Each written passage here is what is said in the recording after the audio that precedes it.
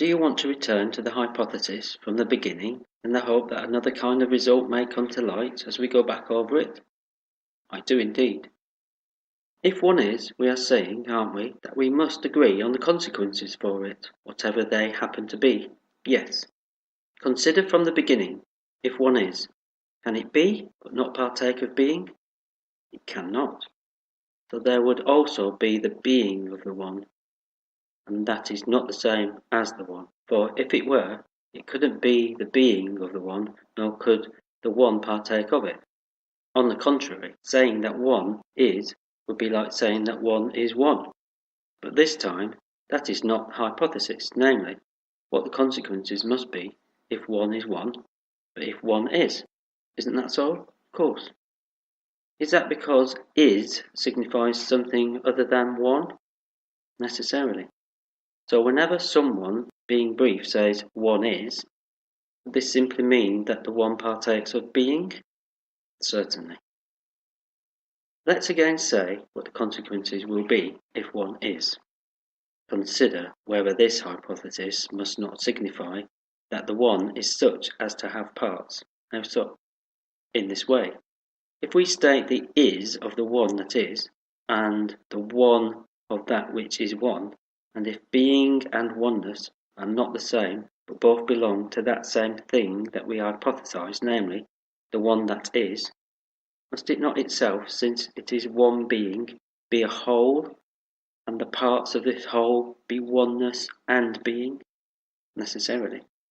Shall we call each of these two parts a part only, or must the part be called part of the whole?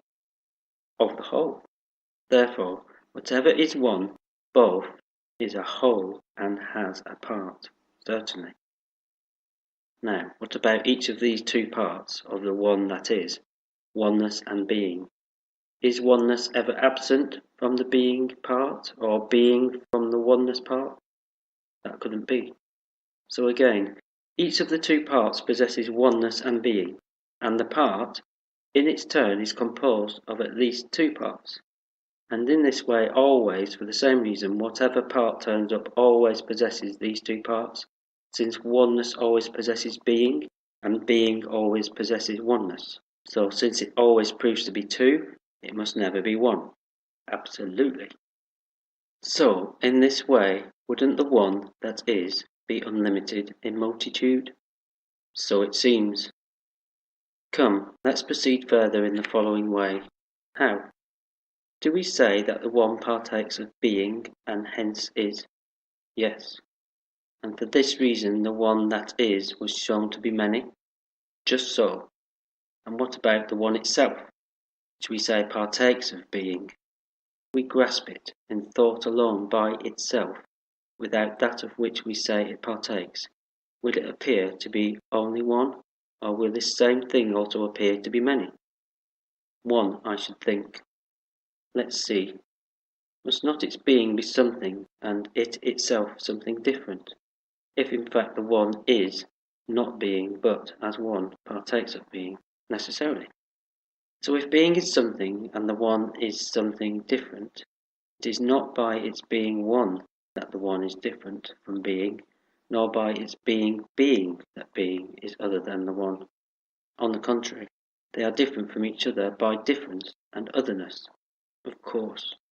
And so difference is not the same as oneness or being. Obviously not. Now, if we select from them, say, being and difference, or being and oneness, or oneness and difference, do we not in each selection choose a certain pair that is correctly called both? How so? As follows. We can say being, can we? And again, we can say one, that too. So hasn't each of the pair been mentioned? Yes. What about when I say being and oneness? Haven't both been mentioned? Certainly. And if I say being and difference, or difference and oneness, and so on, in each case don't I speak of both? Yes. Can things that are correctly called both be both but not two? They cannot. If there are two things, is there any way for each member of the pair not to be one? Not at all. Therefore, since in fact each pair taken together turns out to be 2, each member would be 1, apparently. And if each of them is 1, when any one is added to any couple, doesn't the total prove to be 3? Yes. And isn't 3 odd and 2 even? Doubtless. What about this? Since there are 2, must there not also be twice? And since there are 3, thrice, if in fact 2 is 2 times 1 and 3 is 3 times 1, necessarily. Since there are 2 and twice, must there not be 2 times 2? And since there are 3 and thrice, must there not be 3 times 3? Doubtless. And again, if there are 3 and they are 2 times, and if there are 2 and they are 3 times, must there not be 2 times 3 and 3 times 2? There certainly must. Therefore, there would be even times even, odd times odd times even, and even times odd. That's so. Then if that is so, do you think there is any number that need not be? In no way at all. Therefore, if 1 is, there must also be number, necessarily. But if there is number, there would be many, and an unlimited multitude of beings. Or doesn't number, unlimited in multitude, also prove to partake of being? It certainly does. So if all number partakes of being, each part of number would also partake of it. Yes. So, has being been distributed to all things, which are many, and is it missing from none of the beings, neither the smallest nor the largest? Or is it unreasonable even to ask that question? How could being be missing from any of the beings? In no way. So being is chopped up into beings of all kinds, from the smallest to the largest possible, and is the most divided thing of all, and the parts of being are countless. Quite so. Therefore its parts are the most numerous of things, the most numerous indeed. Now, is there any of them that is part of being, yet not one part? How could that happen? I take it, on the contrary, that if, in fact, it is, it must always, as long as it is, be some one thing. It cannot be nothing, necessarily. So oneness is attached to every part of being, and is not absent from a smaller or a larger or any other part. Just so. So being one, is it, as a whole, in many places at the same time? Look at this carefully. I am, and I see that it's impossible. Therefore, as divided, if in fact not as a whole, for surely it will be present to all the parts of being at the same time, only as divided, yes.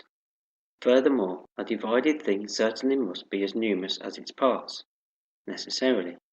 So we were not speaking truly just now, when we said that being had been distributed into the most numerous parts. It is not distributed into more parts than oneness, but, as it seems, into parts equal to oneness, since neither is being absent from oneness, nor is oneness absent from being. On the contrary, being too, they are always equal throughout all things. It appears absolutely so. Therefore, the one itself, chopped up by being, is many and unlimited in multitude, apparently. So not only is it the case that the one being is many, also the one itself, completely distributed by being, must be many, absolutely. Furthermore, because the parts are parts of a whole, the one, as the whole, would be limited. Or aren't the parts contained by the whole? Necessarily. But surely that which contains would be a limit, doubtless. So the one that is surely both one and many, a whole and parts, and limited and unlimited in multitude, apparently. So, since in fact it is limited, does it not have extremities? Necessarily. And again, if it is a whole, would it not have a beginning, a middle, and an end? Or can anything be a whole without those three? And if any one of them is missing from something, will it still consent to be a whole? No, it won't. The one, as it seems, would indeed have a beginning, an end, and a middle. It would. But the middle is equidistant from the extremities, otherwise it wouldn't be a middle. No, it wouldn't. Since the one is like that, it would partake of some shape, as it seems either straight or round, or some shape mixed from both. Yes, it would partake of a shape. Since it is so, wouldn't it be both in itself and in another? How so? Each of the parts is surely in the whole, and none outside the whole. Just so. And are all the parts contained by the whole? Yes. Furthermore, the one is all the parts of itself, and not any more or less than all. No, it isn't. The one is also the whole, is it not? Doubtless. So if all its parts are actually in a whole, and the one is both all the parts and the whole itself, and all the parts are contained by the whole, the one would be contained by the one, and thus the one itself would then be in itself, apparently. Yet, on the other hand, the whole is not in the parts, either in all or in some one.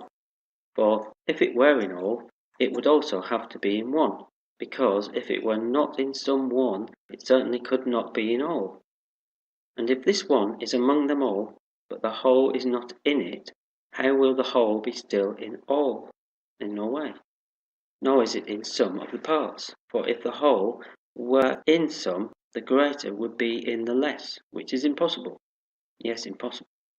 But if the whole is not in some or one or all the parts, must it not be in something different, or be nowhere at all? Necessarily. If it were nowhere, it would be nothing, but since it is a whole and is not in itself, it must be in another. Isn't that so? Certainly. So the one, insofar as it is a whole, is in another, but insofar as it is all the parts, is in itself, and thus the one must be both in itself and in a different thing, necessarily. Since that is the one's natural state, must it not be both in motion and at rest? How? It is surely at rest, if in fact it is in itself, for being in one thing and not stirring from that, it would be in the same thing, namely itself. Yes, it is. And that which is always in the same thing must, of course, always be at rest, certainly. What about this? Must not that which is always in a different thing be, on the contrary, never in the same thing? And since it is never in the same thing, also not at rest?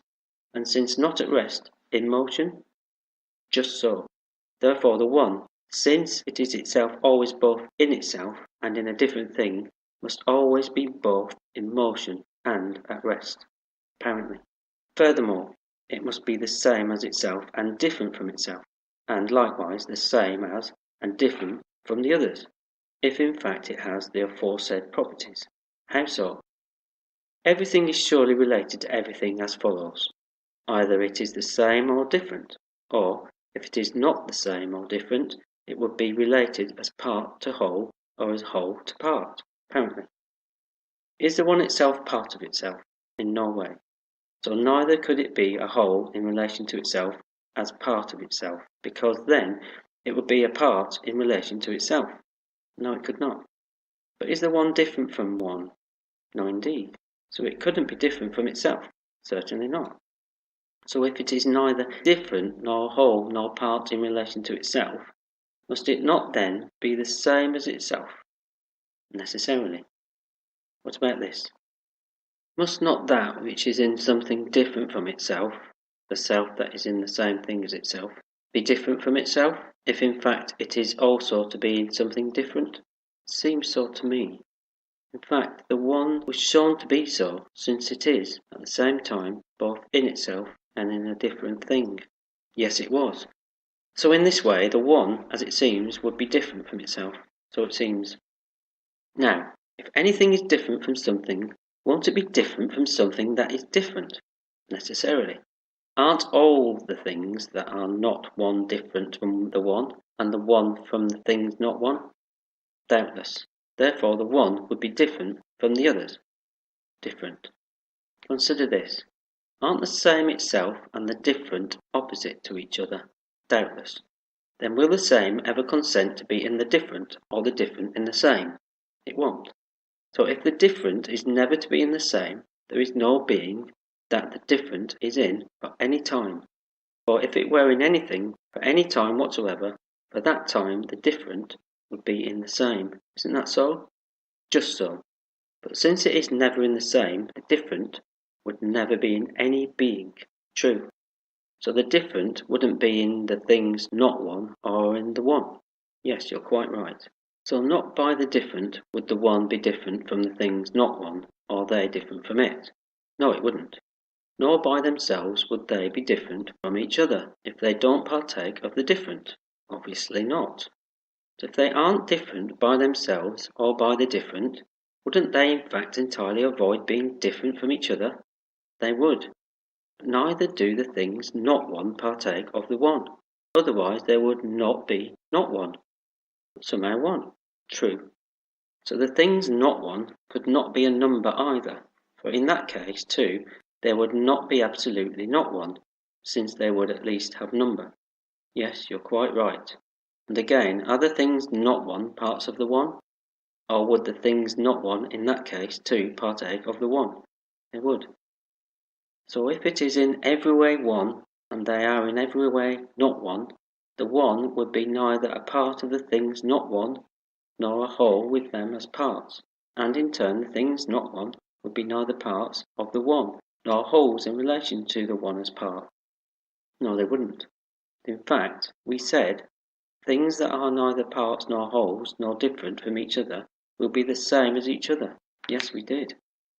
So are we to say that the one, since it is so related to the things not one, is the same as they are? Let's say so.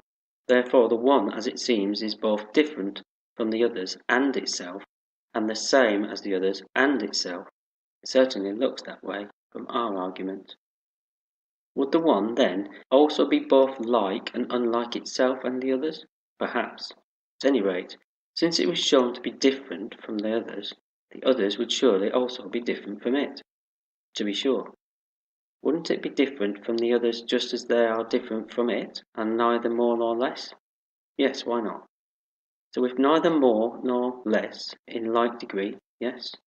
Accordingly, insofar as it has the property of being different from the others, and they likewise have the property of being different from it, in this way the one would have a property the same as the others, and they would have a property the same as it.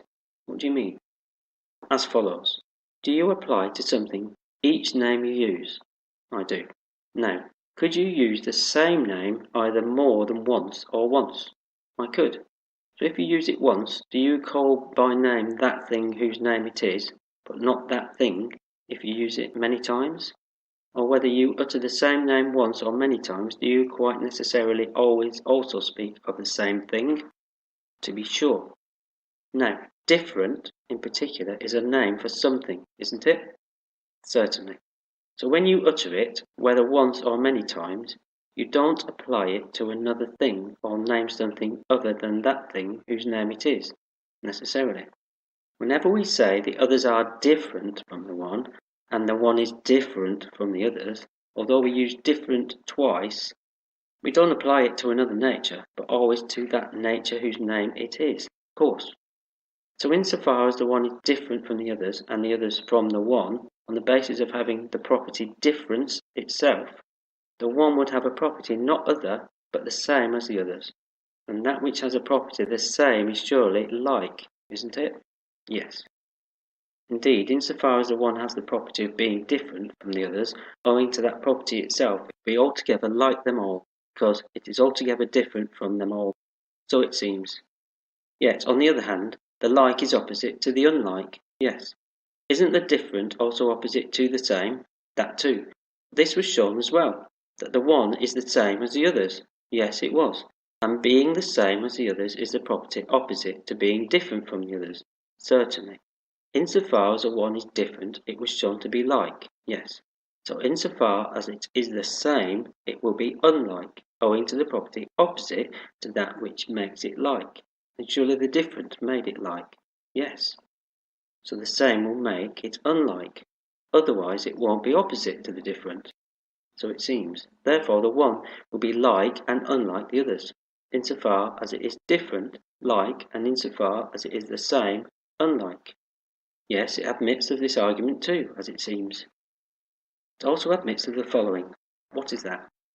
Insofar as it has a property the same, it has a property that is not of another kind, and if it has a property that is not of another kind, it is not unlike. and if not unlike, it is like. But insofar as it has a property other, it has a property that is of another kind, and if it has a property that is of another kind, it is unlike. That's true. So because the one is the same as the others, and because it is different on both grounds and either, it would be both like and unlike the others, certainly. So in the same way, it would be like and unlike itself as well, since in fact it was shown to be both different from itself and the same as itself. On both grounds and either, won't it be shown to be both like and unlike itself, necessarily? And what about this? Consider the question whether the one touches or does not touch itself and the others. Very well. Surely, the one was shown to be in itself as a whole. That's right. Isn't the one also in the others? Yes. Then insofar as it is in the others, it would touch the others. But insofar as it is in itself, it would be kept from touching the others. And being in itself would touch itself, apparently. Thus, the one would touch itself and the others. It would. And again, in this way, must not everything that is to touch something lie next to that which it is to touch, occupying the position adjacent to that occupied by what it touches? Necessarily. So too, the one, if it is to touch itself, must lie directly adjacent to itself, occupying a place next to that in which it itself is. Yes, it must. Now, if the one were two, it could do that, and turn out to be in two places at the same time, but won't it refuse as long as it is one? Yes, you're quite right. So the same necessity that keeps the one from being two keeps it from touching itself, the same. It won't touch the others either. Why? Because we say that which is to touch must, while being separate, be next to what it is to touch, and there must be no third thing between them. True. So there must be at least two things if there is to be contact. There must. But if to the two items a third is added in a row, they themselves will be three, their contacts too, yes. And thus, whenever one item is added, one contact is also added, and it follows that the contacts are always fewer by one than the multitude of the numbers. For in regard to the number being greater than the contacts, every later number exceeds all the contacts by an amount equal to that by which the first two exceeded their contacts. Since thereafter one is added to the number and, at the same time, one contact to the contact. That's right. So, however many the things are in number, the contacts are always fewer than they are by one. True. But if there is only one and not two, there could not be contact. Obviously not. Certainly the things other than the one, we say, are not one, and do not partake of it, if in fact they are other. No, they don't. So number is not in the others, if one is not in them. Obviously not. So the others are neither one nor two, nor do they have a name of any other number. No. So the one alone is one, and there could not be two. Apparently not. So there is no contact, since there aren't two items. There isn't. Therefore, the one doesn't touch the others, nor do the others touch the one, since, in fact, there is no contact. Yes, you're quite right. Thus, to sum up, the one both touches and does not touch the others and itself, so it seems. Is it then both equal and unequal to itself and the others? How so? If the one were greater or less than the others, or they in turn greater or less than it, they wouldn't be in any way greater or less than each other by the one being one, and the others being other than one. That is, by their own being, would they? If they each had equality in addition to their own being, they would be equal to each other, and if the others had largeness and the one had smallness, or vice versa, whichever form had largeness attached would be greater, and whichever had smallness attached would be less, necessarily. Then aren't these two forms, largeness and smallness? Well, certainly. If there weren't, they couldn't be opposite each other and couldn't occur in things that are. No, how could they? So if smallness occurs in the one, it would be either in the whole of it or in part of it, necessarily. What if it were to occur in the whole?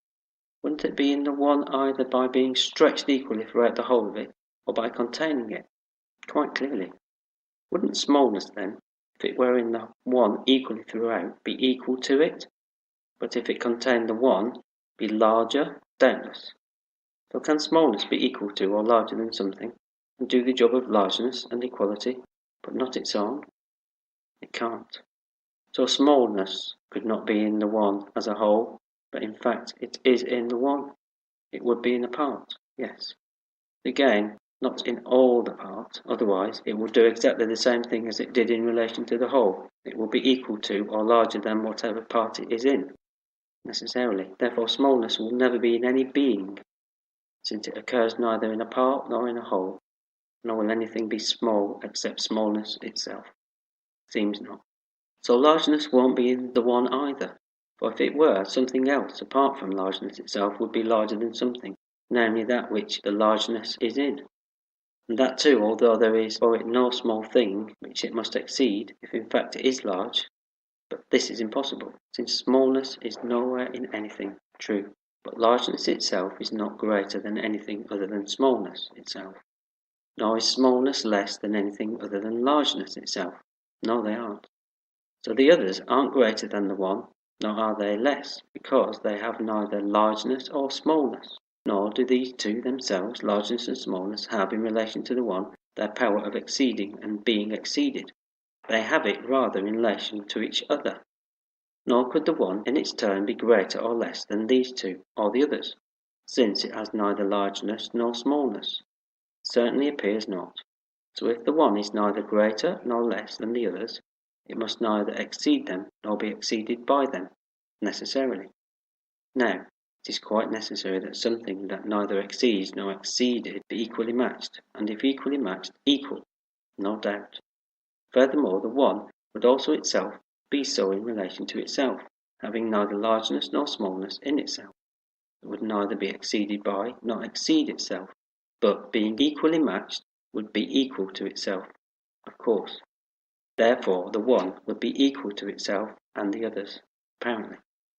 And yet, since it is in itself, it would also be around itself on the outside, and as container it would be greater than itself, but as contained it would be less, and thus the one would be greater and less than itself. Yes, it would be. Isn't this necessary too, that there be nothing outside the one and the others? No doubt. Surely what is must always be somewhere. Yes, and won't that which is in something be in something greater as something less? For there is no other way that something could be in something else. No, there isn't. Since there is nothing else apart from the others and the one, and since they must be in something, they must not in fact be in each other. The others in the one and the one in the others, or else be nowhere, apparently. So on the one hand, because the one is in the others would be greater than the one, since they contain it, and the one would be less than the others, since it is contained. On the other hand, because the others are in the one, by the same argument, the one would be greater than the others, and they less than it. So it seems, therefore the one is both equal to, and greater and less than itself and the others, apparently.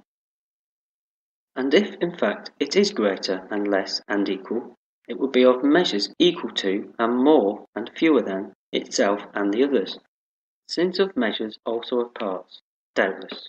So, since it is of equal and more and fewer measures, it would also be fewer and more than itself and the others in number, and correspondingly equal to itself and the others. How so? It would surely be of more measures than those things it is greater than, and of as many parts as measures, and likewise it would be of fewer measures and parts than those things it is less than, and correspondingly for the things it is equal to, just so.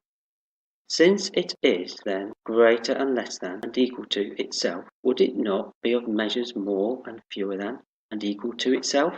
And since of measures also of parts? Doubtless.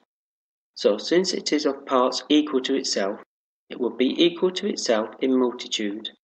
But since it is of more and fewer parts, it would be more and fewer than itself in number, apparently. Now, won't the one be related in the same way also to the others, because it appears larger than they? It must also be more than they are in number, and because it appears smaller, fewer, and because it appears equal in largeness, it must also be equal to the others in multitude, necessarily. Thus in turn, as it seems, the one will be equal to, and more, and fewer, than itself and the others in number. It will. Does the one also partake of time? And in partaking of time, is it and does it come to be both younger and older than, and neither younger nor older than, itself and the others? How so? If in fact one is, being surely belongs to it, yes. But is to be simply partaking of being with present time, just as was is communion with being together with time past, and in turn will be is communion with being together with time future? Yes, it is. So the one partakes of time, if in fact it partakes of being, certainly. Of time advancing? Yes. So the one always comes to be older than itself, if in fact it goes forward in step with time, necessarily. Do we recall that the older comes to be older than something that comes to be younger? We do. So since the one comes to be older than itself, wouldn't it come to be older than a self that comes to be younger? Necessarily. Thus it indeed comes to be both younger and older than itself, yes. But it is older, isn't it, whenever, in coming to be, it is at the now time, between was and will be? For as it proceeds from the past to the future, it certainly won't jump over the now. No, it won't. Doesn't it stop coming to be older when it encounters the now? It doesn't come to be, but is then already older, isn't it? For, if it were going forward, it could never be grasped by the now. The thing going forward is able to lay hold of both the now and the later, releasing the now and reaching for the later, while coming to be between the two, the later and the now. True. But if nothing that comes to be can sidestep the now, whenever a thing is at this point, it always stops its coming to be and then is whatever it may have come to be, apparently. So too the one, whenever in coming to be older it encounters the now, it stops its coming to be and is then older, of course. So it also is older than that very thing it was coming to be older than. And wasn't it coming to be older than itself? Yes. And the older is older than the younger. It is. So the one is then also younger than itself, whenever, in its coming to be older, it encounters the now, necessarily. Yet the now is always present to the one throughout its being, for the one always is now, whenever it is, no doubt. Therefore the one always both is and comes to be older and younger than itself. So it seems. Is it, or does it come to be for more time than itself, or an equal time? An equal. If it comes to be, or is for an equal time, it is the same age, doubtless. And that which is the same age is neither older nor younger. No, it isn't. So the one, since it comes to be, and is for a time equal to itself, neither is nor comes to be younger or older than itself. I think not. And again, what of the others? I can't say. This much surely you can say. Things other than the one, if in fact they are different things, and not a different thing, are more than one. A different thing would be one, but different things are more than one, and would have multitude. Yes, they would. And being a multitude, they would partake of a greater number than the one, doubtless. Now, shall we say in connection with number that things that are more or things that are less come to be and have come to be earlier? Things that are less. So, the least thing first, and this is the one. Isn't that so? Yes.